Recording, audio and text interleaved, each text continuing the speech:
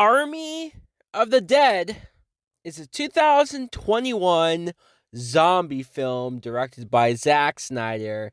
It premiered on Netflix, at least that's how I just got done watching it.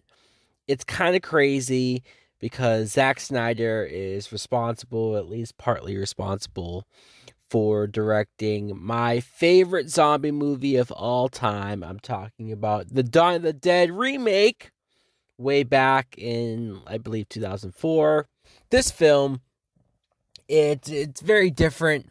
We follow a group of, I don't want to say mercenaries, but there's a few of them who are very well capable of taking care of themselves in a situation like this. But they basically get hired to go into Las Vegas and perform a heist. This heist is to steal about $50 million from a secret vault.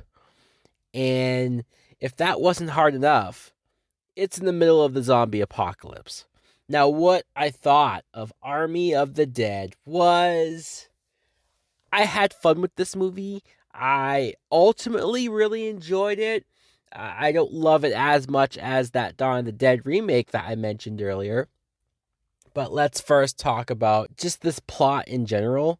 This whole heist, trying to steal money during a zombie apocalypse. I remember when I first heard about this plot, when I first heard about it, and then when I first saw the trailer, I thought to myself, why in the blue hell is anybody stealing money and worried about money in the middle of the zombie apocalypse? I just thought it was dumb, didn't make sense.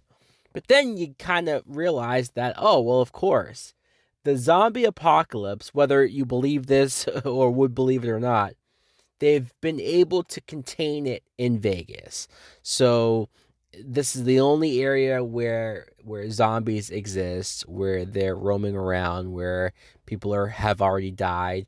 They've contained. I will admit that a heist in the zombie apocalypse is something different, and I think that zombie movies, just in the nature of how many there have been over the course of so many decades, it's hard to make it fresh. It's hard to make it seem like it's a plot or a situation in the apocalypse that you've never seen before, and this movie at least accomplished that. So the Vegas setting was very cool, very different, very refreshing. It actually did remind me of Resident Evil 3, I believe, that had a similar setting. And these zombies are different. Some of them are smarter than your average zombie. They're almost animalistic like, at least more animal like. So that changed things up as well.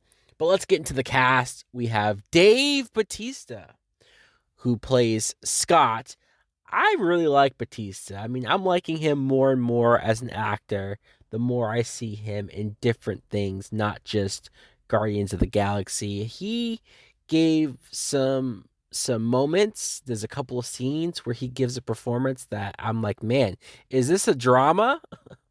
Does he think he can get an Oscar nomination by giving an actual, real, heartfelt, and warm performance, especially the situation that the relationship he has with his daughter, Kate, who the actress was fine, who played Kate, Ella Purnell. I don't think I've seen her before this, but just her character came off a little bit of a bitch, a little bit of, if you would just effing listen, then maybe the amount of deaths that happen wouldn't be so big. Hiroyuki Sanada is the guy who hires them to perform the heist. This is the actor who not only has been around forever, but he was just in Mortal Kombat as Scorpion. Theo Rossi, he plays an asshole, potential rapist. I guess we don't really know for sure.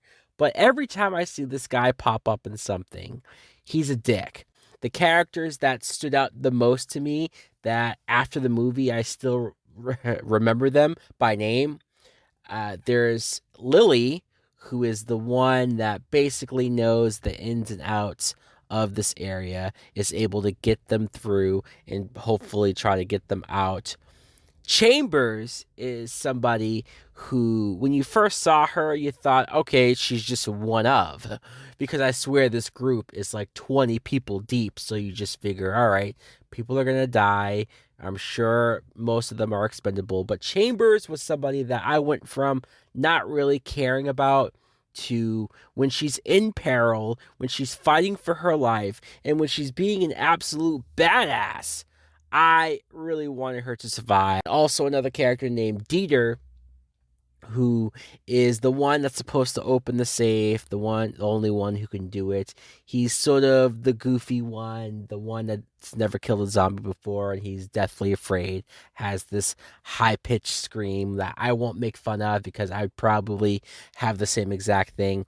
I really liked him, not just for being the comic relief, but I thought the actor was good as well. This movie has plenty of gore. Tons of gore. So if you're looking for that, a nice radar zombie film, you will get that. Hell, there's a zombie tiger eating people's faces off. The film is about 2.5 hours long. That sounds long, but let's be honest, it's a Zack Snyder movie. What did you expect? Of course, it's going to be 2+ hours. We're lucky it wasn't 3 to 4 hours long. Not my only complaint, but my biggest complaint, I won't get into specifics, I won't get into details, but I did not love the ending. Overall, I did enjoy it. I'm going to give this a good date movie.